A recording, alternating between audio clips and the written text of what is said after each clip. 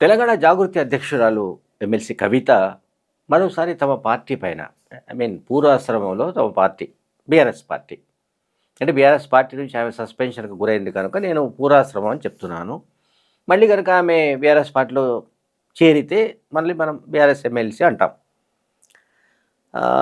As of now ఈ రోజు వరకు కూడా ఆమెను మళ్ళీ పార్టీలోకి తీసుకునే వ్యవహారం కానీ దానికి సంబంధించిన ఏదైనా కసరత్తు కానీ లేకుంటే ఆ రకమైన సంకేతాలు కానీ లేవు. సరే, మున్ముందు ఏం జరుగుతుందనేది మనకు తెలియదు. సో కవిత మరొకసారి తమ బీఆర్ఎస్ పార్టీ మాజీ బీఆర్ఎస్ పార్టీ పైన పెద్ద ఎత్తున అటాక్ చేయడానికి ప్రయత్నించారు. నాగర్ కర్నూల్లో మీడియా సమావేశంలో ఆమె మాట్లాడుతూ ఏమన్నారో మనం ఒక్కసారి విందాం. దృష్టి పెట్టవలసిందిగా నేను కోరుతా ఉన్నాను.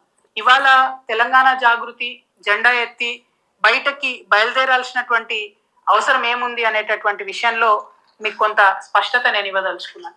ఒకటి, తెలంగాణ రాష్ట్రం వచ్చిన తర్వాత నేను బీఆర్ఎస్ పార్టీలో ఉన్నప్పుడు కూడా ఈ మాట చెప్పినందుకే నా మీద లొల్లి గట్టిగా అయింది. హైదరాబాద్ మహానగరం ఉంటే హైదరాబాద్ మహానగరంలో తలసరి ఆదాయం 10 లక్షలు ఉన్నది. దాదాపుగా ఇప్పుడు కొంత పెరిగింది, 20,000, 10 లక్షలు ఉన్నది.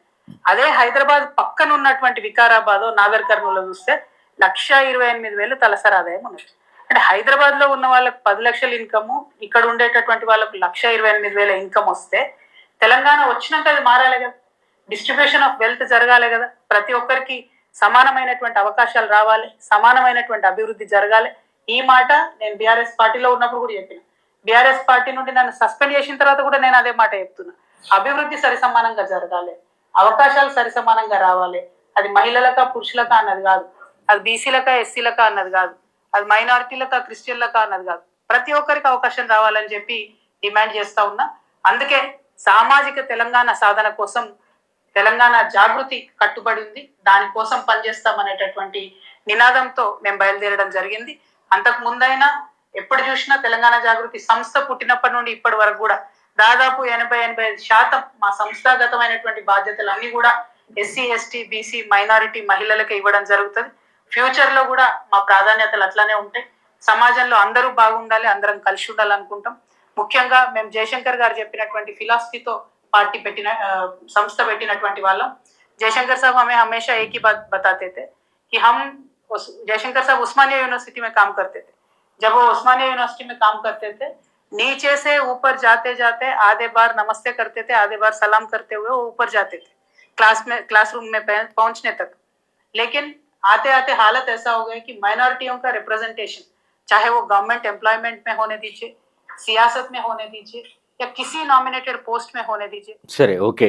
ఎమ్మెల్సీ కవిత ఏం మాట్లాడారో మనం విన్నాం. నాగర్ కర్నూలులో ఆమె మీడియా సమావేశంలో మాట్లాడుతూ బీఆర్ఎస్ హయాంలో అంటే తెలంగాణ రాష్ట్రం వచ్చిన తర్వాత అభివృద్ధి సమానంగా పంపిణీ కాలేదు, సంపద సమానంగా పంపిణీ కాలేదు, అందుకే ఈ ఆర్థిక వ్యత్యాసాలు కనిపిస్తున్నట్టుగా ఆమె చెప్పారు. హైదరాబాద్ అంటే రంగారెడ్డి ఈ జిల్లాల్లో తలసరి ఆదాయం ప్రజలకు ఆల్మోస్ట్ ఒక 10 లక్షలకు పైగా ఉంటే, అదే వికారాబాద్ ఇతర ప్రాంతాల్లో 1,28,000కు మించి లేదు. దీనికి కారణం ఎవరు, కారకులు ఎవరు అని ఆమె నిలదీస్తున్నారు. ఎవరు నిలదీస్తున్నారు? ఆమె కేసీఆర్ను నిలదీస్తున్నారు. రేవంత్ రెడ్డి నుంచి 2 ఏళ్ళే, కాంగ్రెస్ అధికారంలోకి వచ్చి 2 years మాత్రమే. ఈ 2 yearsలో ఏమంటాం, ఒక మ్యాజిక్ ఏమీ జరిగే అవకాశం లేదు. ఉన్న పళంగా మొత్తం రూపురేఖలు తెలంగాణ అవి మారిపోయే అవకాశం లేదు.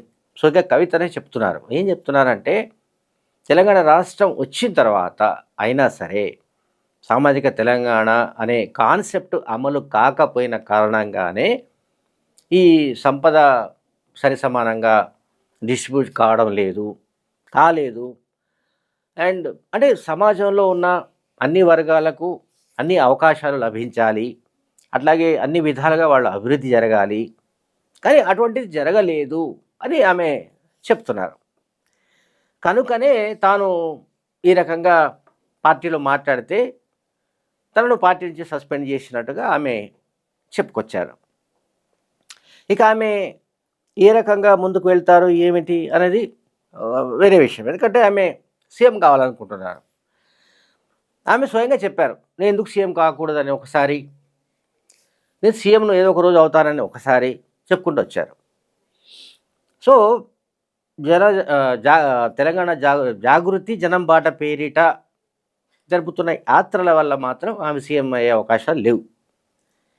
సీఎం ఎప్పుడవుతారంటే కనీసం ఒక 119 సీట్లలో, టోటల్ సీట్లలో కనీసం ఒక 60 సీట్లు గెలుచుకోగలగాలి. గెలుచుకోగలిగిన పార్టీలో ఉండాలి.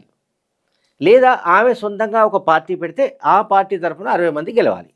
అప్పుడే ఆమె సీఎం అయ్యే అవకాశాలు ఉంటాయి.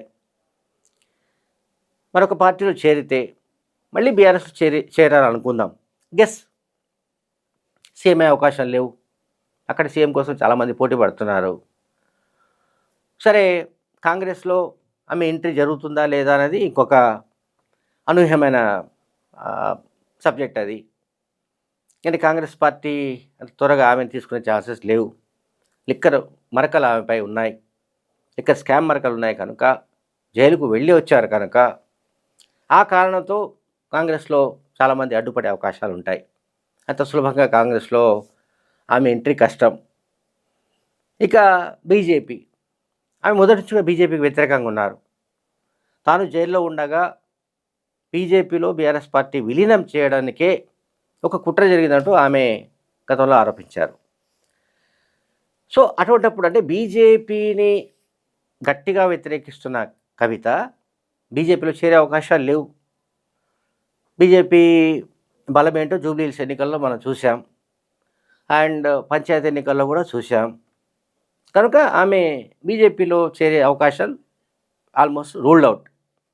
ఇక మిగిలింది కాంగ్రెస్ లేదా బీఆర్ఎస్.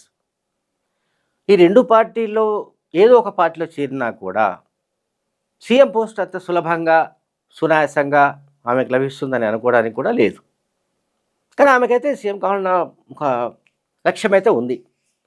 సరే, ఈ లక్ష్య సాధనలో ఆమె ఎంత ముందుకు వెళ్తారు, ఎంత దూరం వెళ్తారు, భవిష్యత్తులో ఏం జరిగే అవకాశం ఉంది, మరేమైనా రాజకీయ శక్తులు మరి ఆమె చుట్టూ ర్యాలీ అయ్యే అవకాశం ఉందా, ఆమెకు మద్దతు ఇచ్చే అవకాశం ఉందా, ఆమె తెలంగాణ ప్రజల ఆమోదం ఆమెకు లభించే అవకాశం ఉందా, తెలంగాణ ప్రజల నుంచి ఆదరణ లభించే అవకాశాలు ఎట్లా ఉన్నాయి, వీటన్నిటిపైన కూడా చాలా చర్చ జరుగుతుంది.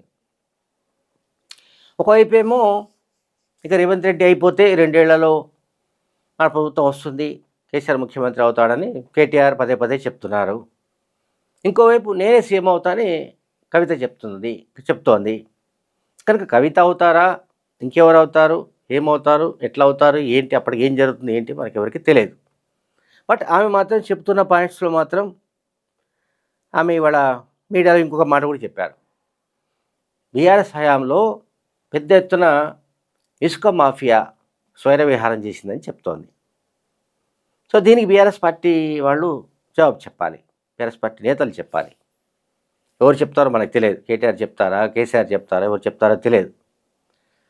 కవితను అసలు లెక్క చేయకపోవడం, కవిత చేస్తున్న వ్యాఖ్యలను పట్టించుకోకపోవడం అనే ఒక వ్యూహాన్ని కూడా మళ్ళీ ఇప్పుడు అనుసరిస్తున్నట్టు కనబడుతుంది. ఆ మధ్య చాలా అటాక్స్ చేశారు, ఎదురుదాడి చేశారు. మళ్ళీ ఇప్పుడు ఒక సైలెంట్ వాతావరణం అయితే కనిపిస్తోంది. Thank you very much.